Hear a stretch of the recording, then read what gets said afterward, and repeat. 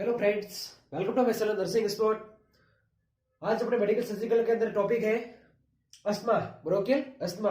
कि अस्थमा क्या होता है। ठीक है, ये बीमारी जो ये अस्थमा बीमारी है अपने दैनिक जीवन के अंदर देखने को मिलती है, चाहे अपने फैमिली मेंबर हो, चाहे अपने कोई रिलेटिव हो। ठीक है, अपने दैनिक जीवन के अंदर अस्थमा की बीमारी देखने को मिलती है। ठीक है, क्या है कि उनको अपने सांस लेने में तकलीफ होती है, खांसी आती है उनको, कि उनको अस्थमा है, जिसे क्या कहते हैं, जिसे अपने दैनिक जीवन के अंदर आप बोल सकते हो उसे क्या कहते हैं, दमे की दमा।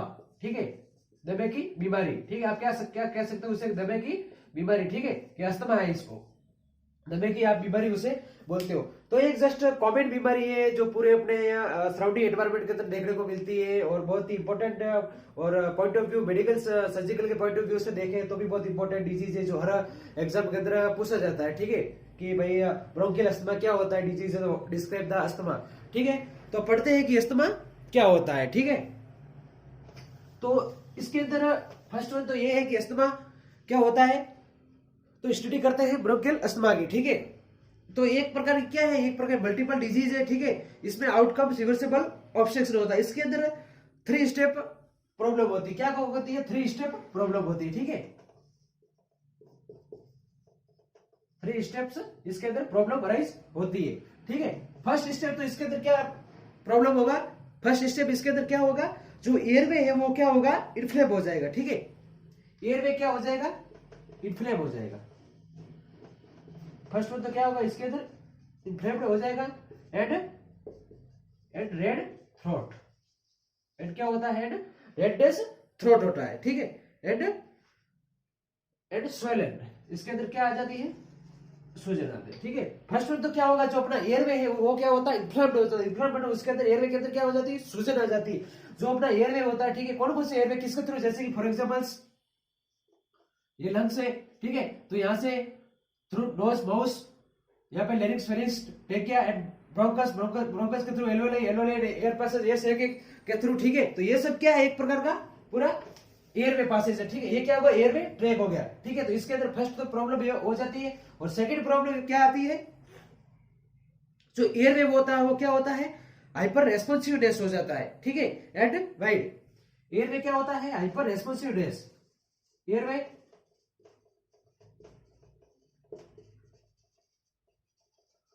Airway hyper responsiveness and wide. ठीक है, एयरवे क्या हो जाता है, हाइपर रेस्पॉन्सिवनेस होता है, मतलब कि उसके अंदर हाइपर सेंसिटिव, हाइपर बहुत ही ज्यादा रेस्पॉन्सिव, मतलब उसके अंदर म्यूकस प्रोडक्शन का हो जाता है। एंड क्या हो जाता है, जो ब्रोंकियल जो ट्यूब होती है एयरवे की वो क्या हो जाती है, चौड़ी हो जाती है, वाइड हो जाती है। ठीक है, वाइड स्टिमुलेट करता है। एंड जो एयरवे होता है थर्ड वन के अंदर क्या होता है, थर्ड वन प्रोसेस इसके अंदर प्रॉब्लम क्या होती है, एयरवे क्या होता है, एयरवे नैरो हो जाता है। ठीक है, एयरवे नैरोविंग, एयरवे क्या हो जाता है, एयरवे नैरोविंग हो जाता है। ठीक है, थर्ड वन इसके अंदर क्या होता है, एयरवेज नैरोविंग हो जाता है। ठीक है, तो ये जो 3 प्रॉब्लम है, कौन कौन सी प्रॉब्लम देखी वन बाय वन, ये जो 3 प्रॉब्लम्स है। ठीक है, कौन कौन सी, फर्स्ट वन तो कि भाई 3 स्टेप्स। ठीक है, इसके अंदर ब्रोंकियल अस्थमा का 3 स्टेप प्रॉब्लम होती है, 3 प्रकार की। फर्स्ट तो एयरवे इन्फ्लामेशन होता है, जो अपना एयरवे होता है वो क्या हो जाता है, इन्फ्लामेशन हो जाता है, और उसके अंदर क्या होता है, रेड थ्रोट स्वेलन हो जाती है। ठीक है, रेड थ्रोट स्वेलन हो जाती है, एंड एयरवे हाइपर रेस्पॉन्सिवनेस हो जाता है। एयरवे क्या हो जाता है, हाइपर रेस्पॉन्सिवनेस एंड वाइड हो जाता है। ठीक है, छोड़ा, और एयरवे होता है उसके बाद में क्या होता है, एयरवे जो अपना होता है वो क्या हो जाता है, नैरोविंग हो जाता है। ठीक है, तो ये जो क्या है, नैरोविंग द एयरवे नैरोविंग हो जाता है। ये जो प्रॉब्लम है एक इसके अंदर देखने को मिलेगी अस्थमा के अंदर। ठीक है, तो ये इसे कहते हैं अस्थमा। तो क्या है, अस्थमा एक प्रकार की क्या है, कंडीशन है। इसको डेफिनेशन बोले तो क्या है, asthma it is the condition in which क्या होता है, affect the air passes of the lungs को। ठीक है, क्या करता है, एयर पासेस और लंग्स को अफेक्ट करता है। ठीक है, किसको अफेक्ट करता है, एयर पासेस लंग को। ठीक है, एयरवे को एंड लंग्स को अफेक्ट करता है मेनली अफेक्ट ये अस्थमा। ठीक है, इसके बाद में देखते हैं टाइप्स, ये अस्थमा के कितने टाइप्स होते हैं, कौन कौन से टाइप्स का अस्थमा होता है। ठीक है, types of asthma.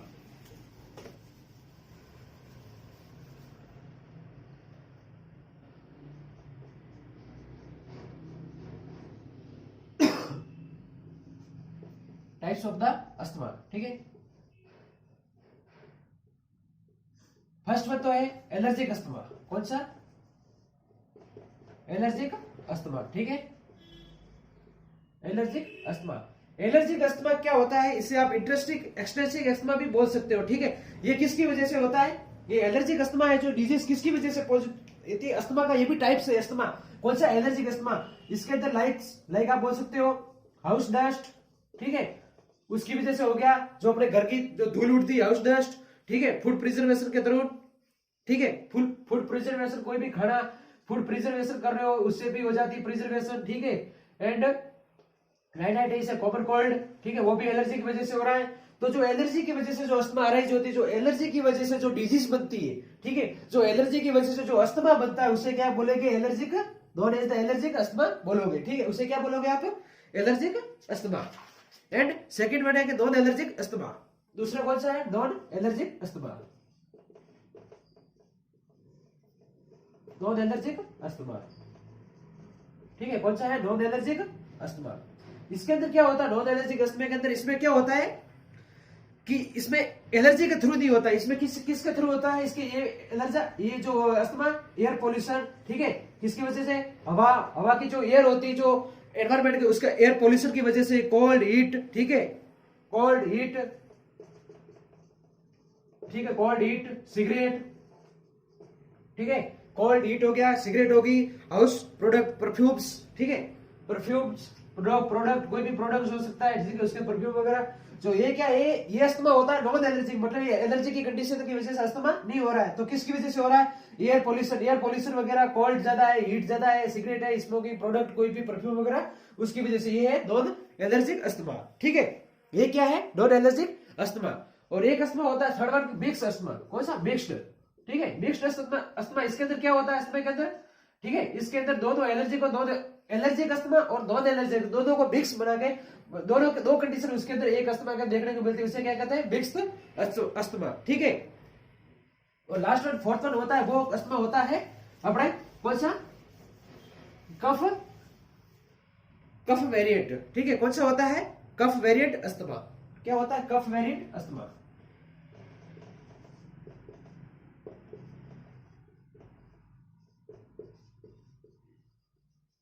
Cough variant asthma, ठीक है। इसके अंदर क्या होता है, कफ वेरिएंट बोले तो just wheezing, shortness of breath देखने को मिलता है, ठीक है, ड्राई कफ आता है। इसके अंदर क्या होता है, कफ वेरिएंट के अंदर क्या होता है, ड्राई कफ होता है, ठीक है, कफ अस्थमा के अंदर क्या होता है, ड्राई कफ होता है। अस्थमा के अंदर ड्राई खांसी होना, सूखी खांसी आना, एक तो होता है ड्राई कफ, एक स्पुटम, एक ड्राई, ठीक है, एक स्पुटम कफ, उसमें क्या होता है, कफ करता है, उसके साथ में उसको बलकम निकलता है, पस निकलता है, स्पुटम आता है, ठीक है। तो ये कफ वेरिएंट अस्थमा, इसके अंदर क्या है, ड्राई कफ वेरिएंट के है, तो इसके अंदर क्या है, कफ के थ्रू अस्थमा होगा, ठीक है। अस्थमा के साथ में क्या है, कफ भी है, ओके। तो ये तो था टाइप्स ऑफ अस्थमा के। अब देखते हैं इटियोलॉजी कि ऐसे ऐसे कौन से कारण है जिसकी वजह से क्या है, अस्थमा डिजीज जो राइज हो रही है, ठीक है, ऐसे ऐसे कौन से कारण है जिसकी वजह से अस्थमा कंडीशन राइज हो रही है, ठीक है। तो इटियोलॉजी के कॉजेस के अंदर पढ़ेंगे कि कौन कौन से ऐसे कारण है जिसकी वजह से अस्थमा डिजीज है जो प्रोड्यूस हो रही है, ठीक है। तो फर्स्ट वन इसके अंदर है एयरबोर्न पोल्यूशन वगैरह हो गया, रेस्पिरेटरी ट्रैक इन्फेक्शन हो गया, ठीक है, क्या हो गया, पोल्यूशन वगैरह।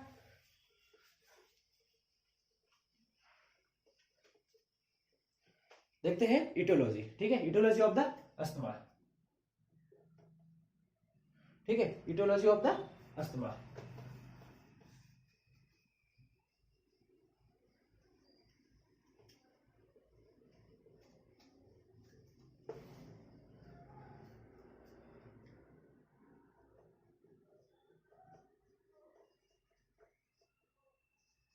इटियोलॉजी ऑफ द अस्थमा, ठीक है। अस्थमा की क्या कौन से कारण है जिसकी वजह से अस्थमा डिजीज है जो बन रही है, ठीक है।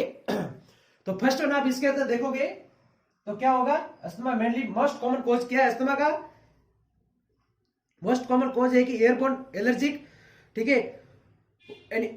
इसके अंदर है कि रेस्पिरेटरी इन्फेक्शन हो जाए, या तो रेस्पिरेटरी इन्फेक्शन है, ठीक है, क्या है रेस्पिरेटरी इन्फेक्शन में, कौन सा, रेस्पिरेटरी इन्फेक्शन, कॉमन कोल्ड, ठीक है, रेस्पिरेटरी इन्फेक्शन में common cold. And physical aetiology में एयरबोर्न एलर्जिक, कौन सी, एयरबोर्न एलर्जिक, एयरबोर्न एलर्जिक, ठीक है। एंड एंड क्या हो सकता है, कोल्ड एयर, ठीक है, cold air and cold air and medication, air pollutant, ठीक है, एयर पोल्यूटेंट्स इसके अंदर, एंड ड्रग्स, एनएसआईडी, ड्रग्स कौन सी, non steroidal anti inflammatory drugs, NSAID, ठीक है, मेडिकेशन में, एंड एलर्जिक जेनेटिक्स में, ठीक है, एंड स्ट्रेस, स्ट्रेस इमोशंस, ठीक है। ये सब जो कारण क्या है, जो क्या कॉज करेंगे अस्थमा को, ठीक है, अस्थमा का ये सब कारण मिलके, ये सब इनमें से कोई सा भी कारण हो सकते हैं, ये सब कारण मिलके, ये सब इटियोलॉजी मिलके क्या बढ़ाएगी, अस्थमा डिजीज को बढ़ाएगी, ठीक है। कैसे, फर्स्ट होगी रेस्पिरेटरी इन्फेक्शन, जैसे common cold, second airborne allergy, cold air pollution हो गया, ठीक है, ड्रग्स होगी, एनएसआईडी होगी, स्ट्रेस हो गया, इमोशंस हो गए, ठीक है। ये क्या है, इटियोलॉजी, ठीक है, ये क्या है, इटियोलॉजी। ये इटियोलॉजी मिलके क्या बढ़ाएगी, कारण क्या बढ़ाएगी, प्रोड्यूस करेगी अपने अस्थमा डिजीज को बढ़ाएगी, ठीक है, इटियोलॉजी हो गई। ये क्या है, respiratory infection, common cold, airborne allergy के, कोल्ड एयर है, ठीक है, एयर पोल्यूटेंट है, की पॉल्यूशन वगैरह, पॉल्यूशन है, इसके अंदर स्मोक, इसके अंदर क्या हो गया, स्मोक, एयर पॉल्यूशन का स्मोकिंग आ गया, डस्ट, ठीक, बहुत ज्यादा इंडस्ट्रियल एरिया के अंदर धुआं वगैरह, डस्ट, वो सब कुछ आ गया, ठीक है, एयर पोल्यूटेंट्स, ड्रग्स आ गई, ड्रग्स के अंदर सब कुछ आ गया, कोई सी भी ड्रग्स जिसकी वजह से एलर्जी कंडीशन बन सकती है, ड्रग्स कोई भी हो सकती है जिसकी वजह से क्या हो सकता है, ये अस्थमा डिजीज को प्रोड्यूस करता है। इसके अंदर non steroid anti inflammatory drugs भी है, ठीक है। तो ये क्या है, जब ये इटियोलॉजी है किसकी, अस्थमा की इटियोलॉजी, ठीक है, ये कारण है जिसकी वजह से क्या है, अस्थमा डिजीज है जो बन सकती है, ठीक है। इसके बाद में clinical manifestation, side and symptom क्या देखने को मिलेंगे, साइड एंड सिम्टम, ठीक है। इसके अंदर फर्स्ट वन तो क्या होगा, आपको क्या देखने को मिलेगा, side and symptom of asthma, ठीक है। क्या है कि साइड एंड सिम्टम ऑफ, यदि किसी को अस्थमा डिजीज है तो आप उसके अंदर कैसे पता लगाओगे, इसको दमा की बीमारी हुई है, इसको अस्थमा की बीमारी हुई है, आपको कैसे पता लगेगा, तो उसके अंदर आप क्या करोगे, उसके अंदर साइड एंड सिम्टम, उसके लक्षण देखोगे, भाई इसको लक्षण देखते हुए इसको लग सकता है कि भाई इसके अंदर अस्थमा की बीमारी है। तो फर्स्ट क्या होगा, उसको कफिंग, क्या होगा, कफिंग होगा, ठीक है। कफिंग बोले तो उसके अंदर खांसी आएगी, कफिंग होगा, क्या होगा, कफिंग। कफिंग भी कौन सा, मे बी ड्राई और वेट, ड्राई खांसी हो सकती है ना, है ना, वेट भी हो सकती है, ठीक है। इसके बाद में क्या होगा, विजिंग साउंड होगा, इसके बाद में क्या होगा, विजिंग साउंड, ठीक है, क्या होगा, विजिंग साउंड होगा। एंड सेस्ट होगा, वो क्या, टाइटनेस होगा, सेस्ट टाइटनेस, सेस्ट टाइटनेस, एंड एसओबी हो सकता है, शॉर्टनेस ऑफ ब्रीथ होगा, ठीक है। उसके अंदर क्या होगा, difficulty in the breathing, DOB, ठीक है, difficulty in the breathing, and mucus production होगा, ठीक है, क्या होगा, म्यूकस प्रोडक्शन, क्या होगा, म्यूकस प्रोडक्शन होगा, ठीक है, क्या होगा, म्यूकस का प्रोडक्शन होगा, ठीक है। ये जो मोस्ट कॉमन देखने को मिलेगा, ठीक है। और दूसरे क्लिनिकल मैनिफेस्टेशन के दूसरे के अंदर जैसे कि बाकी क्या मिल सकता है, अदर मिसलीनियस के अदर्स के अंदर आपको देखने को मिलेगा क्या, अदर्स के अंदर आप देख सकते हो कि रेस्टलेस होगा, ठीक है, फीवर हो सकता है, हेडेक होगा, साइनोसिस, रेस्टलेसनेस,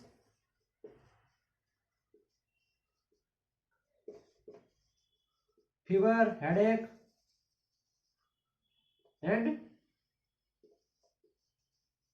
साइनोसिस, एंड क्या हो सकता है, चेस्ट पेन हो सकता है, एब्डोमिनल पेन, चेस्ट पेन, ठीक है, एंड फैटिग, ठीक है।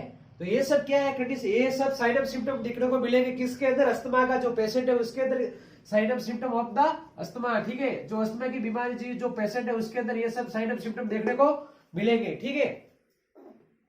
ये सब साइड ऑफ सिम्टम देखने को मिलेंगे। फर्स्ट वन क्या होगा, उसको कफिंग होगा, कफिंग मतलब खांसी आएगी, उसको क्या होगा, कफिंग में भी कौन सी, ड्राई और वेट, कौन सी भी कफिंग हो सकती थी, कफिंग उसको खांसी आ रही, कौन सी ड्राई हो सकती है या फिर वेट, ठीक है, व्हीजिंग साउंड आएगा, जब वो ब्रीथिंग करेगा तब उसका कौन सा साउंड आएगा, व्हीजिंग साउंड, आवाज आएगी एक।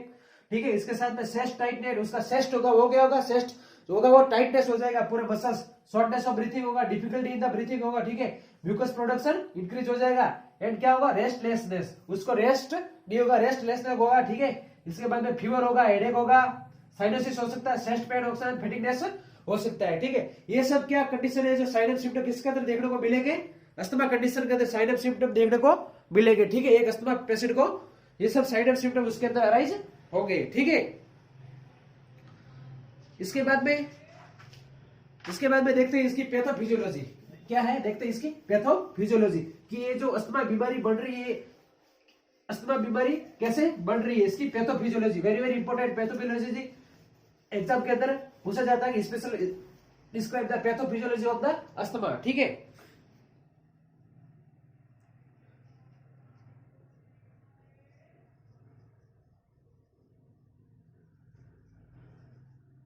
पैथोफिजियोलॉजी, ठीक है, ऑफ अस्थमा। तो इसके अंदर फर्स्ट क्या करेंगे, ड्यू टू इटियोलॉजी फैक्टर। ठीक है, अभी जो इटियोलॉजी पढ़े इनमें से कोई भी सा हो सकता है, ड्यू टू इटियोलॉजिकल फैक्टर्स, कोई सा भी इटियोलॉजिकल फैक्टर्स हो सकता है। ठीक है,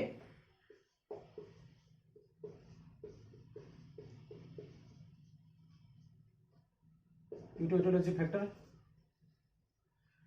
कोई सा भी इटियोलॉजी हो सकता है कि परमानेंट है, इसका कोज नहीं है कि ये बीमारी बढ़ाएगा। ठीक है, कोई सा भी इटियोलॉजिकल कोजेस हो सकता है। ठीक है, ड्यू टू इटियोलॉजिकल कोजेस। इसके बाद में क्या होगा, एयरवे के अंदर क्या हो जाएगा, इन्फ्लामेशन हो जाएगा। ठीक है, एयरवे इन्फ्लामेशन हो जाएगा, एयरवे के अंदर क्या हो जाएगी, सूजन आ जाएगी। ठीक है, एयरवे इन्फ्लामेशन, एंड इसके बाद में क्या होगा, 3 कंडीशन देखने को मिलेगी। ठीक है, इसके बाद में क्या देखने को मिलेगी, 3 कंडीशन देखने को मिलेगी। ठीक है, और फर्स्ट तो इसके अंदर क्या होगा, hyper secretion of mucus. First तो इसके अंदर क्या होगा, हाइपर सीक्रेशन होगा म्यूकस का।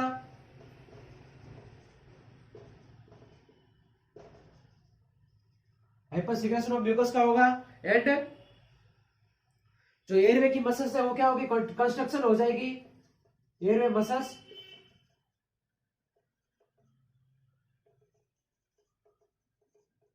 एयरवे की मसल्स है वो क्या हो जाएगी, कॉन्ट्रैक्शन हो जाएगी। ठीक है, एंड स्वेलिंग आ जाएगा किसके अंदर, ब्रोंकियल मसल्स के अंदर,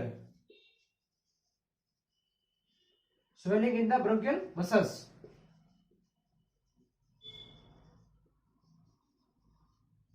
ठीक है, किसके अंदर स्वेलिंग हो जाएगी, किसके अंदर, ब्रोंकियल मसल्स के अंदर। ठीक है, उसकी वजह से क्या होगा, नैरो ब्रीथिंग पासेज। ठीक है, जो ब्रीथिंग जो रास्ता है वो क्या हो जाएगा, ब्रीथिंग पासेज वो क्या हो जाएगा, नैरो हो जाएगा। ठीक है, narrow in the breathing, narrow the breathing passage. ठीक है, जो रास्ता है ब्रीथिंग करने का वो क्या हो जाएगा, नैरो हो जाएगा। ठीक है, और उसकी वजह से क्या हो जाएगा, व्हीजिंग साउंड आएगा या शॉर्टनेस एंड टाइटनेस होगा। ठीक है, उसकी वजह से क्या होगा, व्हीजिंग साउंड, ठीक है, टाइटनेस ऑफ चेस्ट, ये सब साइड ऑफ सिम्टम देख लो। कैसे बढ़ेगी डिजीज, पैथोफिजियोलॉजी में देखते हैं कि ड्यू टू इटियोलॉजिकल कॉजेस, कोई सा भी कारण हो सकता है बढ़ा सकते हैं अस्थमा को। ठीक है, कोई सा भी कारण हो सकता है अस्थमा डिजीज को बढ़ा सकता है ड्यू टू इटियोलॉजिकल फैक्टर। ठीक है, कोई सा भी इटियोलॉजी हो सकता है। इसके बाद में क्या होगा, वो इटियोलॉजी वो कारण मिलकर क्या बढ़ेंगे, एयरवे को क्या करेंगे, इन्फ्लेमेशन कर देंगे। ठीक है, जो एयरवे है रास्ता है जो ले जाने का, जो एयरवे के अपने एयर ले जाता है, ठीक है, जो लंग्स के अंदर, वो रास्ता क्या हो जाएगा, इन्फ्लेमेशन हो जाएगा, सूजन आ जाएगी। इसके बाद में क्या होगा, हाइपर सीक्रेशन होगा, वहां पर क्या हो जाएगा, हाइपर सीक्रेशन, म्यूकस है वो ज्यादा प्रोडक्शन हो जाएगा, उसका हाइपर सीक्रेशन होगा म्यूकस का। ठीक है, सॉरी। इसके बाद में एयरवे म्यूकस से जो वहां की जो म्यूकस मेम्ब्रेन वो क्या हो जाएगी, कॉन्ट्रैक्ट हो जाएगी। ठीक है, तो एकदम क्या हो जाएगा, टाइटनेस हो जाएगा, कॉन्ट्रैक्ट हो जाने के बाद में। और इसके बाद में क्या होगा, swelling in the bronchial muscles. ठीक है, जो ब्रोंकियल की मसल है उसके अंदर क्या है, उसके अंदर भी क्या आ जाएगी, सूजन आ जाएगी, और क्या होगा, स्वेलिंग हो जाएगी, जिसकी वजह से क्या हो जाएगा, जो ब्रोंकियल जो रास्ता है, जो ब्रीथिंग करने का जो रास्ता है, ठीक है, जो ऑक्सीजन आने का जाने का, कार्बन डाइऑक्साइड जाने का, ठीक है, वो रास्ता बन रहा है, जो ब्रीथिंग श्वास लेने का, उसके अंदर क्या हो जाएगा, नैरो हो जाएगा। ठीक है, एकदम सिकुड़ जाएगा। ठीक है, तो उसकी वजह से क्या सिकुड़ जाएगा, तो उसकी वजह से क्या आएगा, जाएगा साउंड आएगा, कौन सा आएगा, व्हीजिंग साउंड आएगा। ठीक है, उसके बाद में चेस्ट टाइटनेस होगा, कफिंग होगा, ड्राई कफिंग, वेट कफिंग, ठीक है, कफिंग होगा, एंड मसल्स प्रोडक्शन ज्यादा होगा, शॉर्टनेस ऑफ ब्रीथ होगी, डिफिकल्टी इन द ब्रीथिंग, सांस लेने में तकलीफ होगी, छोटी छोटी सांस लेगा, शॉर्ट में धीरे धीरे छोड़ छोड़ के सांस लेगा, ठीक है, ये सब कंडीशन देखने को मिलेगी। तो ये तो था अपना पैथोफिजियोलॉजी ऑफ द अस्थमा। क्या है पैथोफिजियोलॉजी ऑफ द अस्थमा, ठीक है। इसके बाद में देखते हैं डायग्नोसिस। क्या है इसका डायग्नोसिस?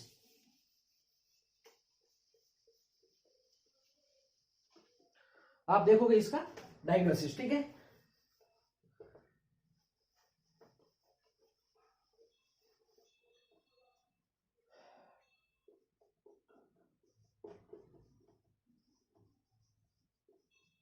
डायग्नोसिस के अंदर फर्स्ट में क्या देखोगे? हिस्ट्री कलेक्शन करोगे, history collection and physical examination, ठीक है। फर्स्ट में क्या करोगे? हिस्ट्री कलेक्शन, इसके बाद फिजिकल एग्जामिनेशन करोगे, ठीक है। इसके बाद में क्या करोगे? स्पायरोमेट्री कर सकते हो, ठीक है। स्पायरोमेट्री, स्पायरोमेट्री, ठीक है। PPT, pulmonary function test and pulse oximetry, ठीक है। Laboratory test, blood test, laboratory test. इसके अंदर क्या करोगे? सीबीसी, एबीजी एनालिसिस, ठीक है, ये लेबोरेटरी टेस्ट के अंदर करोगे। एंड स्पुटम कल्चर टेस्ट, सीटी, ठीक है, सीटी स्कैन। तो ये सब क्या होगा? ये सब करोगे, इसकी वजह से क्या होगा? डायग्नोसिस हो जाएगा, ठीक है। क्या होगा? अस्थमा डायग्नोस हो जाएगा, ठीक है। इसकी वजह से क्या हो जाएगा? अस्थमा है डिजीज कंडीशन, वो क्या होगी? डायग्नोस हो जाएगी, ठीक है। ये डायग्नोसिस होने लगा। इसके बाद में इसका मैनेजमेंट, ठीक है। क्या करेंगे? इसका मैनेजमेंट करते हैं। क्या करेंगे? इसका मैनेजमेंट, ठीक है। फर्स्ट में तो मेडिकल मैनेजमेंट करोगे, ठीक है, मेडिकल मैनेजमेंट। इसके अंदर आप क्या दोगे? मेडिसिन दोगे, ठीक है। आप कौन कौन सी मेडिसिन दोगे? जैसे ब्रोंकियो डायलेटर दोगे, ठीक है। क्या दोगे? ब्रोंकियो डायलेटर। जो अपना ब्रोंकस था वो क्या हो गया था? कॉन्स्ट्रिक्ट हो गया था, ठीक है। उसकी मसल्स कॉन्स्ट्रिक्ट होगी, बहुत छोटा हो गया, इसके लिए उसको बड़ा करने का आप क्या देखो? ब्रोंकियो डायलेटर दोगे, ठीक है। ड्रग्स का नाम है ब्रोंकियो डायलेटर। इसके अंदर अलग अलग प्रकार की ड्रग्स होती है। ब्रोंकियो डायलेटर दोगे, एंटी इन्फ्लामेटरी दोगे, ठीक है। एंटी इन्फ्लामेटरी, सूजन आई थी उसके कम करने के लिए आप क्या कौन सी दवाई दोगे आप? ड्रग्स, एंटी इन्फ्लामेटरी ड्रग्स दोगे। इसके अंदर एंटी इन्फ्लामेटरी के अंदर एनएसआईडी ड्रग्स आ जाती है, ठीक है, वो उसके अंदर कैटेगरी के अंदर दोगे। एंड रिड्यूस सिक्रेशन करने के लिए आप ड्रग्स दोगे, reduce the secretion. Anti hypersensitive के लिए देखो, डिक्रीज सिक्रेशन के लिए आप ड्रग्स दोगे, ठीक है। ये सब ये मेडिकल मैनेजमेंट हो जाएगा। इसके बाद में नर्सिंग मैनेजमेंट। नर्सिंग मैनेजमेंट के आप क्या करोगे? टाइम टू टाइम मेडिसिन दोगे एंड उसको प्रोवाइड करोगे कंफर्ट, ठीक है। तो ये हो जाएगा नर्सिंग मैनेजमेंट। तो ये सब कॉमन है, ठीक है, सबका। तो ये था अपना आज का टॉपिक अस्थमा। आई होप कि आप सबको समझ में आ गया होगा। इनको डाउट हो तो कमेंट करके बताएं एंड अपने नर्सिंग चैनल को सब्सक्राइब करें।